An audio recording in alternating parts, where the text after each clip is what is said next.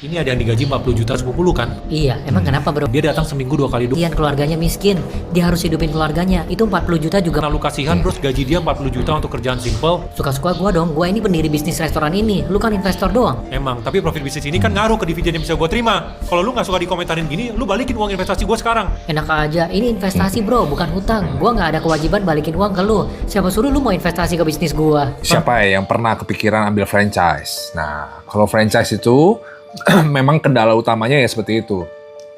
Jadi namanya orang bekerja sama itu ya kadang-kadang nggak selalu lancar ya. Apalagi berhubungan sama 2 orang, 3 orang itu tidak ada uang ribut, nanti ada untung juga ribut. Ya seperti itu. Jadi makanya kenapa kalau bisnis tuh sebisa mungkin kita mempunyai sistem yang bagus ya. Kalau kayak franchise kalian semua ada yang kepikiran untuk ambil franchise gitu ya.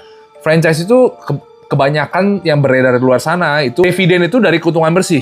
Nah itu yang bahaya sebenarnya karena bagi yang punya merek yang mengelola itu mereka kan bisa membesar-besarkan cost ya sehingga keuntungannya jadi kecil sehingga dividen yang kamu dapatkan jadi kecil.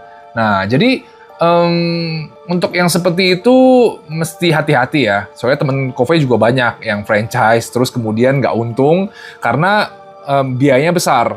Mereka bagi pengelolanya itu membesarkan biaya ya, jadi sama sekali nggak ada untungnya. Jadinya jatuhnya malah rugi, jual rugi miliaran, mau untung malah jadi buntung gitu loh. Kalau menurut Kove, sistem franchise yang bagus itu yang seperti apa? Contohnya ada satu brand yang nasi-nasian nih, dia jualnya itu per kilo dagingnya.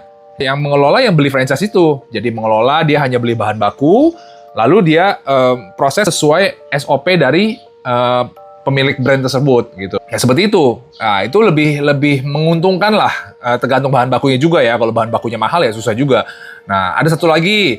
Misalnya contohnya dari persenan kotor dari gross omset. Ya. Misalkan kita berikan dia 5 atau 10% dari penjualan. Ya, jadi bukan dari keuntungan bersih ya. Kalau keuntungan bersih kan harus potong dulu dari kos-kos yang ada. Nah, ini dari penjualan. Misalnya penjualan 100 juta, bisa diambil 10% ya 10 juta untuk yang pembeli franchise. Seperti itu. Jadi itu mungkin lebih mengurangi lah hal-hal untuk terjadi keributan di antara pembeli franchise dengan penjual franchise. Jadi sedikit mengurangi lah. Tapi ya tetap aja namanya sama dengan manusia-manusia itu tentu tak mudah ya. Ya kalian gimana?